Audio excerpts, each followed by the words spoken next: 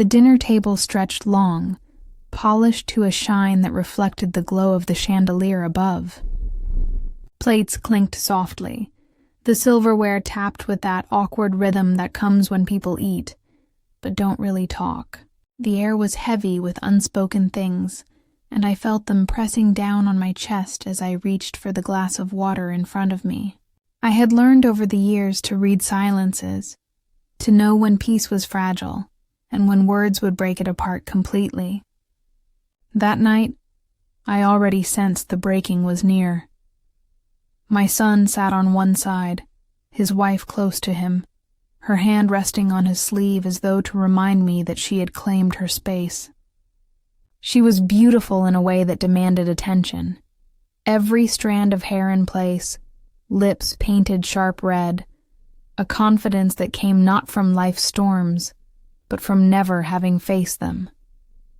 Her mother's name lingered in every story she told, like a charm she wore to remind me of what I wasn't. I cut a small piece of roast and chewed slowly, pretending not to notice how the room tilted toward her presence, and then she said it. The words were dressed in a tone too casual to be an accident, delivered with the precision of a blade. "You're not even half the woman my mother is." For a second, I thought I had misheard. The sound of forks scraping plates ceased. My son's hand froze midway to his glass. My heart clenched, not from anger, but from the sudden cold recognition of what I had always feared.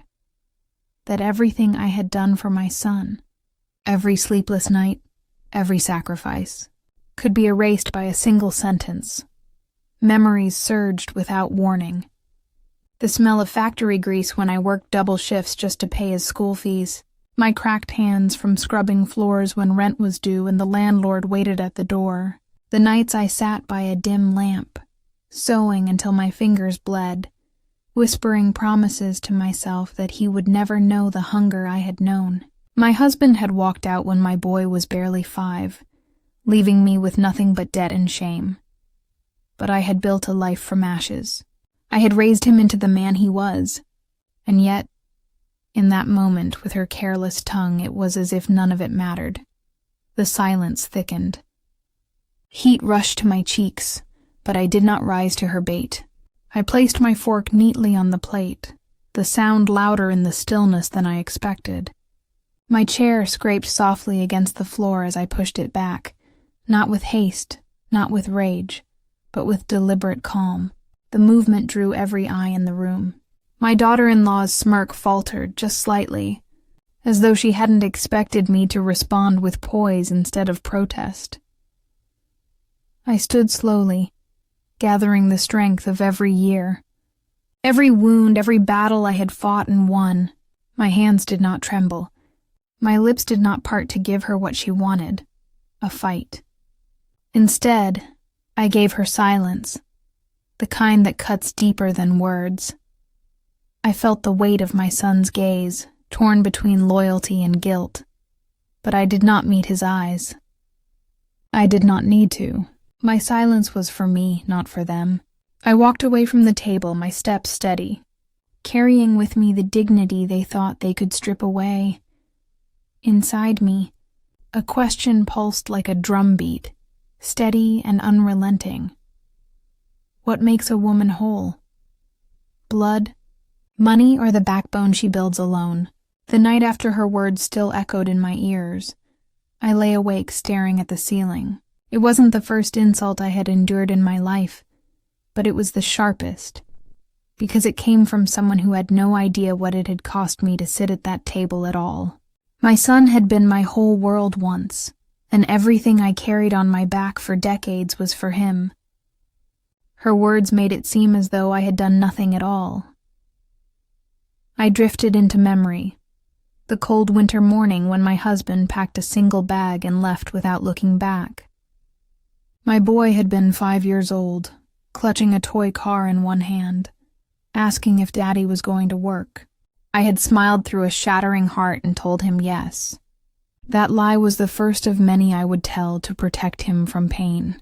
That day I became both parents, though no one handed me a manual on how to survive. The factory was my first battlefield. The air reeked of metal and oil. The machines roared so loud they rattled inside my chest. My hands blistered from handling heavy parts. My ears rang long after shifts ended. But every dollar counted. I would stop on the way home to buy milk, bread, and sometimes a single chocolate bar if I had coins left. I would place it in my boy's hands as though it were treasure, and the way his eyes lit up made every bruise worth it. Nights were for sewing. I borrowed an old machine and took on work no one else wanted. Hemming, mending, stitching uniforms until my fingers grew raw. The lamplight flickered, and tears often blurred the thread. I learned to cry without sound so he would never wake and see. In the next room, he dreamed in peace, never knowing his mother was trading sleep for his future. I gave him everything I never had. Education, when I could barely read invoices myself. Stability, when my own childhood was chaos. Love, steady, unyielding, fierce. I taught him to stand tall, to never bow his head, even when the world pressed hard. When I saw him wear his first graduation gown, I wept in the back of the hall, unseen, because that moment was my victory. So when she, who had never missed a meal, who had never felt the sting of unpaid rent, dared to say I was not half the woman her mother was, something inside me broke. Not because I doubted myself, but because I saw how quickly history could be rewritten with a single insult. My decades of sacrifice were invisible to her, and maybe even to him. I whispered to myself in the dark. I never wanted him to worship me, only to remember me. And yet, remembrance was fragile. If I spoke in that moment at the dinner table, it would have turned into noise, my voice drowned by denial and defense. Words would not serve me. No, my silence was sharper. And silence, I knew, could grow into something far louder later. I decided that night I would not waste breath defending myself. Let her believe she had won with her cruel remark. Let him sit there torn and quiet. My revenge would not come in shouts or slammed doors. It would come in the one thing I had mastered all my life: actions. She was everything the world liked to praise. Slender, striking, with a smile that turned heads in any room. Her words were polished, her clothes pressed, her hair always styled like she had stepped out of a magazine. From the very beginning, I noticed how she carried herself with the confidence of someone who had never been told no. She was ambitious, sharp, and driven by status.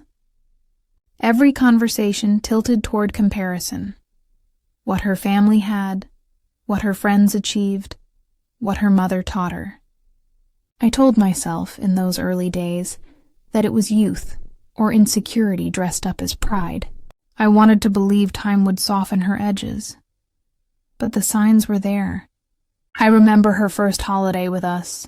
As I set the table with recipes my son grew up loving, dishes I had learned from my own mother, she leaned over to him and whispered, loud enough for me to hear, "These are quaint. But my mother says real families don't eat this heavy food. We should show them healthier traditions." The word real families lodged itself in me like a thorn. My son only laughed it off, but he didn't correct her. He never corrected her. Year by year, holiday by holiday, her traditions replaced mine. Where once the house smelled of spice and roasting meat, it was now decorated with dishes she declared more refined. She would set out her mother's recipes with pride, and slowly, my son stopped asking me to cook the meals that reminded him of home. I stood in my own kitchen, reduced to a guest. The cruelest moment came not from what she said to me, but from what I overheard her say to him. I had walked past their room late at night, a basket of folded laundry in my arms. Her voice was hushed but clear through the half-closed door. "I don't want our children raised in her shadow. She clings too much and it's unhealthy. I want them to know my family's values, not hers. The laundry slipped from my hands. Those words hit harder than any insult at the dinner table. It wasn't just about me anymore. It was about erasing me from the lives of children not yet born, cutting me out of the bloodline I had bled for. My chest burned with the kind of pain no medicine could cure.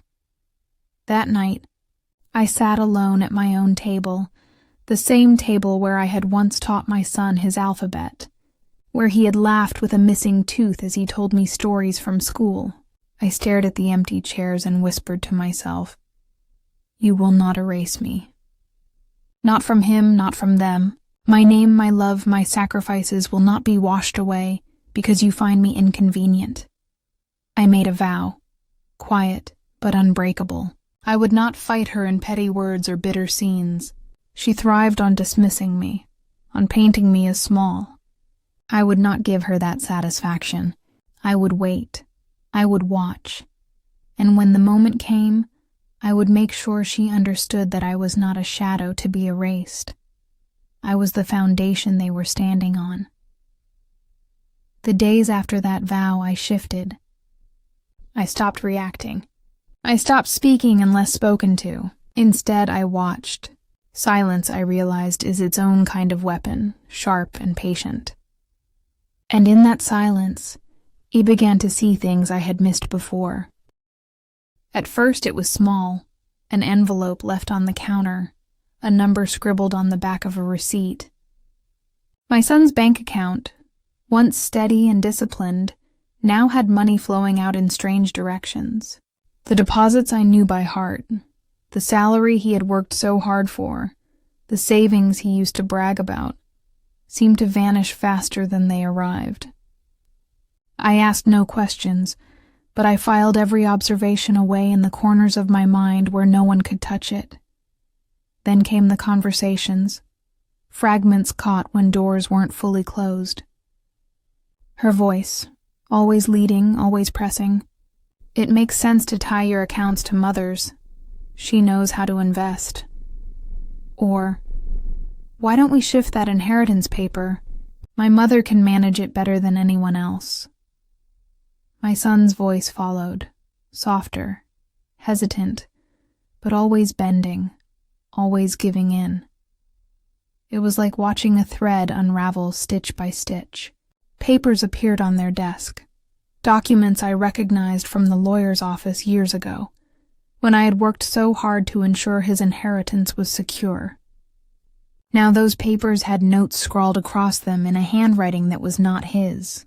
Her mother's influence was everywhere, woven into decisions that should have been his alone. Every visit to their home pressed this truth deeper. I was no longer the mother whose opinion mattered. I was the outsider, the polite guest. The pictures on the wall, once filled with memories I had taken, were slowly replaced by portraits from her family gatherings. Their laughter filled the rooms, but it was a kind of laughter that left no space for me. Still, I said nothing. My silence was deliberate. Words would scatter like seeds in the wind, easily dismissed. But proof, that was different. Proof was undeniable.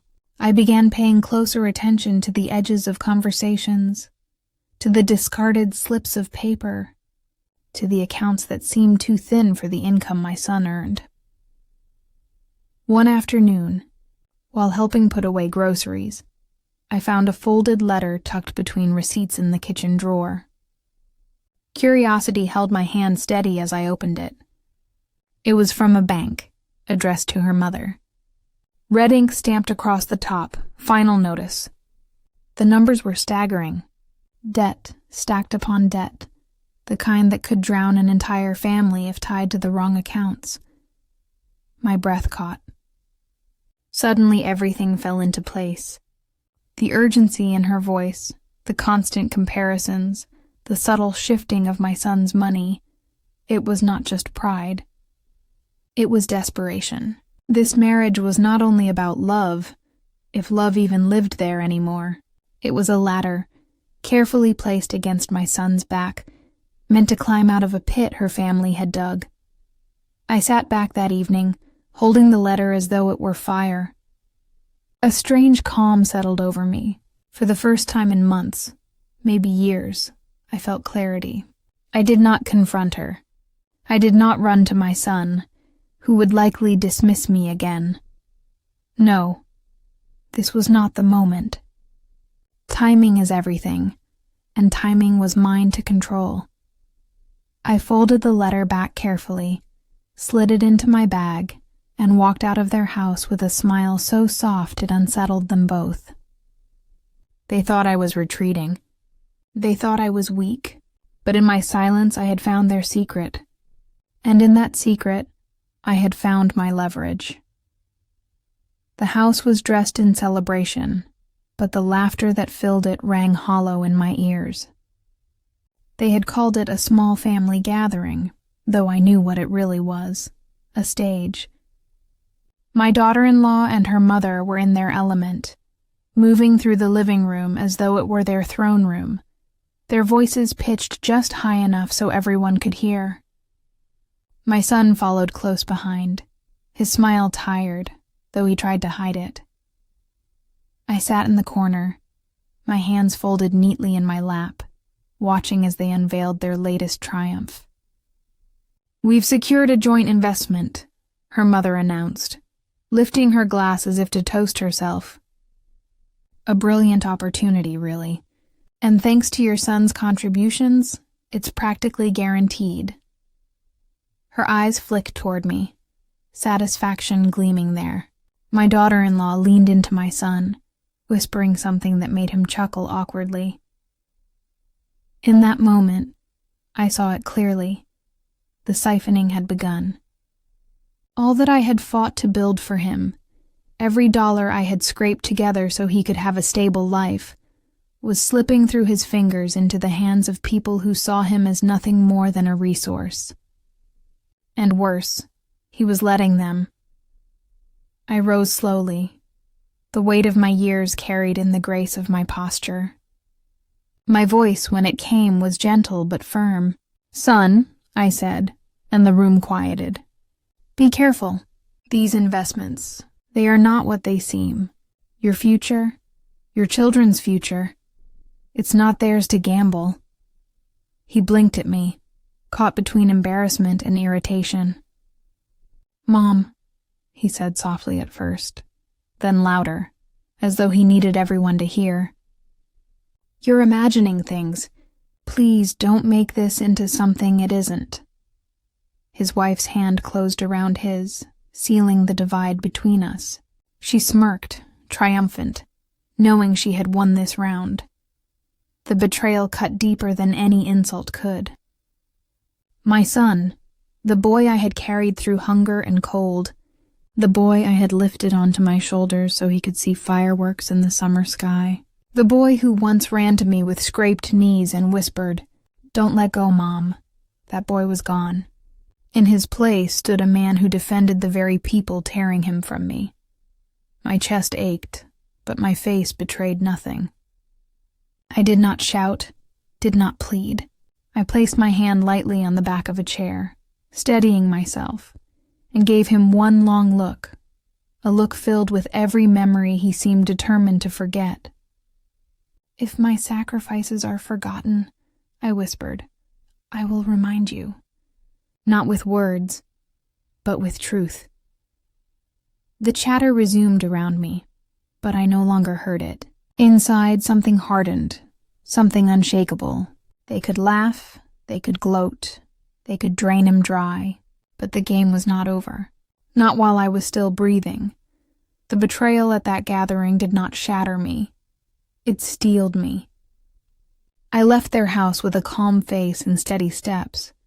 But inside, the storm had already begun to turn into strategy. They thought I would fade, that my warnings were nothing but the ramblings of a bitter old woman. They had forgotten that I had built my life from rubble before, and I knew how to fight without making a sound. The first step was allies. I called upon an old friend from my younger days, a lawyer who had once helped me secure my son's inheritance after his father walked away. He was older now, gray at the temples, but his eyes sharpened when I laid out what I had discovered: the debts, the siphoned money, the so-called investments. He agreed to help, not for pay, but for the respect he still carried for the girl who had once come to him with nothing but determination in her hands. "Gather everything," he told me. "Documents, statements, anything you can get without tipping them off. Let truth be your armor," and so I did. Quietly, patiently, I collected what others would overlook. Bank statements left on the counter, letters discarded in drawers, whispers of conversations between her mother and financial advisors. I pieced them together like a puzzle, each page a small victory. Along the way, I found strength in unexpected places. A woman from the community, younger than me but with children of her own, saw me one day in the market and touched my arm gently. "I remember what you did for your boy," she said. "You carried him on your back when no one else would help. Don't let them erase you." Her words gave me fuel. I was not invisible, not to those who had seen the truth all along. At night, when the world was quiet, I sat at my kitchen table with the gathered documents spread before me. My son's childhood chessboard rested on a shelf nearby, and I found my eyes drifting to it often. I remembered the lessons I had given him, how he always wanted to move the pawns quickly, impatient for the end. But I would remind him, the queen is the strongest piece, and she does not rush. She waits, she shields, she strikes when the timing is perfect. Now I was the queen. My silence had been the shield, and I was preparing for the strike. One evening, as I organized yet another folder of evidence, I came across something that froze my blood. Tucked among papers her mother had signed was a draft of a property transfer. My house, the one I had poured my life into, the house still partly under my name. My daughter-in-law had plans to push me out of it completely, shifting ownership under her control through my son's signatures. I held the paper in my trembling hands, fury mixing with grim satisfaction. So that was her next move, to strip me of the very ground beneath my feet. I set the page down and let the quiet settle around me. My reflection stared back from the darkened window, older, lined, but unbroken. And I whispered the words that had become my truth. A woman underestimated is a woman already halfway to victory. The dinner was staged like a celebration. White linens, polished glasses, and candles flickering in tall holders. My daughter-in-law had orchestrated every detail, of course, her mother at her side as though they were queens hosting a banquet. My son stood between them, his smile strained but practiced, ready to play his part in the performance. I was invited as an afterthought, a seat pushed to the far end of the table as if to remind me where I belonged, at the edges. I arrived quietly, carrying a leather folder under my arm. No one noticed it. They never noticed what I carried, only what I lacked. I sat, nodded, and listened as they began their announcement. Her voice was sharp with pride. "Tonight, we share with you a new venture," she said, her eyes gleaming. "With my mother's expertise and my husband's support, we are building a business that will secure our family's future. Real stability, real success." The word real rolled off her tongue like a dagger. Her mother lifted her glass, basking in the applause of those who didn't know better. I kept my silence, cutting my food slowly, watching. My daughter-in-law turned to me then, her tone sweetened with false grace. "Of course, we don't expect you to understand, but don't worry. Our family is in good hands now." The table chuckled politely. I felt their eyes slide past me like I was furniture, but I did not bristle. I waited. Timing, I reminded myself, is everything. When the laughter had reached its peak, when glasses clinked and their arrogance filled the air, I moved. Slowly, deliberately, I set down my fork. The scrape of metal against china cut through the noise. I reached for the folder, placed it on the table, and slid it forward until it rested between the candlelight and their proud faces. "Read," I said softly. They blinked. My son looked confused, his wife irritated, her mother annoyed by the interruption. But as they opened the folder, the color drained from their faces. Page after page. Final notices from banks, debt records in red ink, fraudulent transfers hidden under polished words. Proof that every cent of this so-called venture was drowning in liability. And most damning of all, the documents showing exactly where the legal responsibility rested. Not on my son, but squarely on the shoulders of my daughter-in-law and her mother. My son's eyes darted across the pages, his brow furrowing deeper with every line. Confusion gave way to shock. Shock hardened into betrayal. He looked up at his wife, his voice cracking. You didn't tell me this." She tried to speak, but no words came. Her mouth opened, then closed again, as though air had been stolen from the room. The table went silent. Forks hovered mid-air, wine glasses lowered slowly, and every gaze fixed on the woman who had thought herself untouchable. I did not raise my voice. I did not gloat. I simply sat back, my hands folded, my face calm. My silence was louder than any speech could have been. Across from me, my daughter-in-law stared down at the papers, her pride crumbling, her voice absent. For once she had no clever retort, no comparison, no insult left to hurl. She sat stunned, caught in the truth she could not escape. And in that silence, I reclaimed my place, not with force, not with anger, but with the quiet power of a woman who had waited for the right moment to move her queen across the board. The fallout was not loud. It did not happen in shouts or public disgrace, but in the quiet dismantling of lies. Banks withdrew their patience. Creditors circled like vultures. The polished image my daughter-in-law's mother had worked so hard to maintain collapsed within weeks, the weight of her debts too heavy to disguise. Invitations stopped arriving at her door. Whispers replaced praise, and the same people who once admired her now avoided her gaze. My daughter-in-law, who had always stood so tall, began to shrink.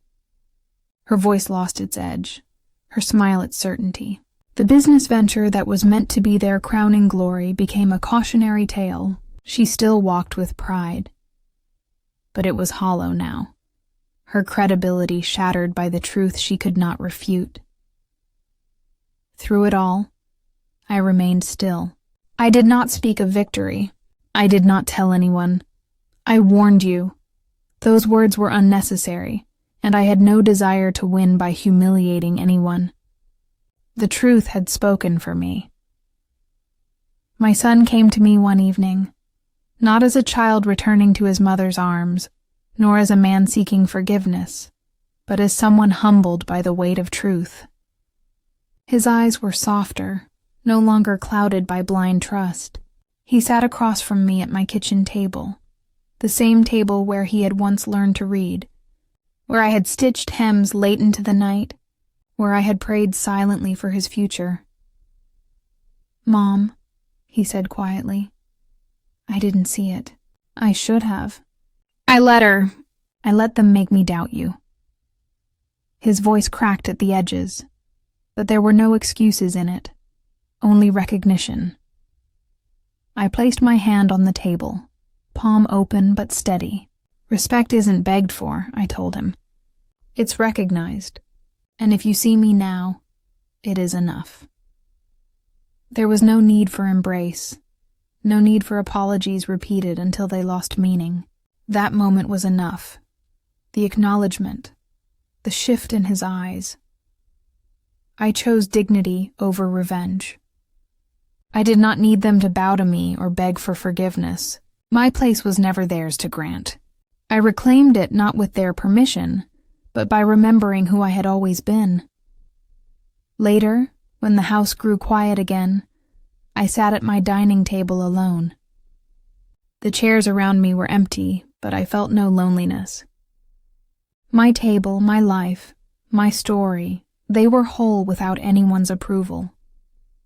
I ran my hand across the wood, tracing the grooves worn by years of meals, laughter, and even tears. This table had always been mine, just as my strength had always been mine. For years they mistook my silence for weakness.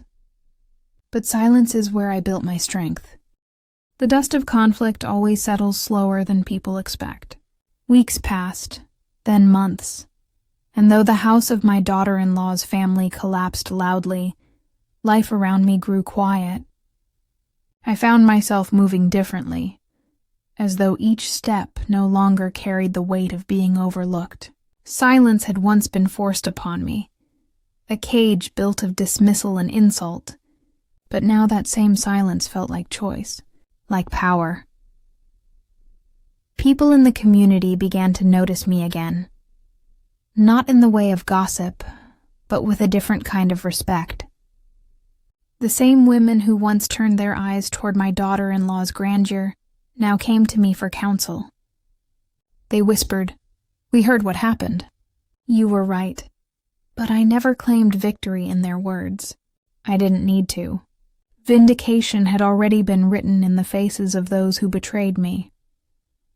My son visited often, not with grand apologies, but with small gestures that mattered more. Sometimes he brought groceries and cooked me dinner like I had once done for him. Sometimes he simply sat with me on the porch, watching the street as if silence between us could heal old wounds. I knew he carried guilt, but I refused to let it consume him. Love is not about debt, it is about recognition. And though it came late, his recognition mattered. The daughter-in-law was different. She was still present, still tied to him, but her edges had dulled. The fire she once used to scorch me flickered weakly now, reduced to embers. She spoke carefully when I was in the room, her tone void of the superiority she once wielded. Perhaps she hated me more for exposing her family's truth, or perhaps she feared me. Either way, I did not let it touch me. She was no longer my battlefield. I had already won by refusing to fight her on her terms. There were moments late at night when I thought about all the years behind me. The factory shifts that tore at my body, the nights with a sewing machine humming like a second heartbeat, the sacrifices that had built my son's life. I used to wonder if they had been wasted when he turned his back on me. But now I saw them differently. Sacrifices are not erased by ungratefulness. They live in the bones of those who benefit from them, whether acknowledged or not. And I realized something even deeper. I had never truly been fighting for his recognition. I had been fighting for mine, for the right to see myself clearly, not through the lens of someone else's cruelty, not through the comparisons of a woman who had no idea who I was. One evening, I pulled out the old chessboard from the shelf. The pieces were worn, the queen slightly chipped at the crown, but it felt right in my hands. I remembered the lessons I had taught my boy, that the queen waits, shields, protects, and only moves when the moment is right. How ironic, I thought, that he had forgotten those lessons while I had lived them. I placed the board on the table, set the queen in the center, and left the pawns in disarray around her. A reminder to myself. I had not been a shadow. I had been the board itself. The house I lived in, the one they tried to strip from me, felt different now. It no longer carried the ache of being threatened, but the strength of being reclaimed. I painted the walls, planted new flowers in the garden, and opened the windows wide. For the first time in years, I did not feel like a guest in my own home. I felt like the rightful keeper of its heartbeat. I often ate dinner alone now, but loneliness was not the same as it had once been. Alone was not empty, it was peaceful. I sat one place at the table, poured myself tea, and let the quiet wrap around me like an old friend. The world outside could roar, could collapse, could mock and compare. In here, at my table, there was only calm. Sometimes, I thought about the words she had thrown at me like a curse. You're not even half the woman my mother is. And sometimes, I almost laughed. Because she was right, though not in the way she intended. I was not half a woman compared to anyone else. I was whole in a way her mother had never been. Whole in the scars, in the labor, in the relentless will to keep going when life tried to break me. Whole in the silence that had once been mistaken for surrender, but was, in truth, the strongest form of resistance. Life is rarely about loud victories. It is about quiet reclamations. The moment you look in the mirror and no longer see the reflection others forced upon you, but the face you fought to preserve. I no longer needed to prove I was a woman worth respecting. I had lived it, carved it, carried it, and if others failed to see, that blindness was their burden, not mine. My story was not about revenge, not really. Revenge is fire. It burns fast, consumes quickly, and leaves ashes. What I found was justice of another kind, the kind that restores dignity, that sets boundaries, that allows you to sit at your own table without apology. On the final night of winter, as the fire crackled low in the hearth, I leaned back in my chair and let the warmth seep into my bones. My son's laughter, faint from the yard where he played with his children, drifted through the open window. I closed my eyes and breathed deeply, the air heavy with peace. For years they had tried to measure me by comparisons. For years they had mistaken my quiet for weakness. But I knew now what I had always known deep down, that silence was never emptiness. Silence was where I built my strength, brick by brick, until no insult, no betrayal, no attempt to erase me could shake the foundation of who I was. And in that silence, I finally found wholeness.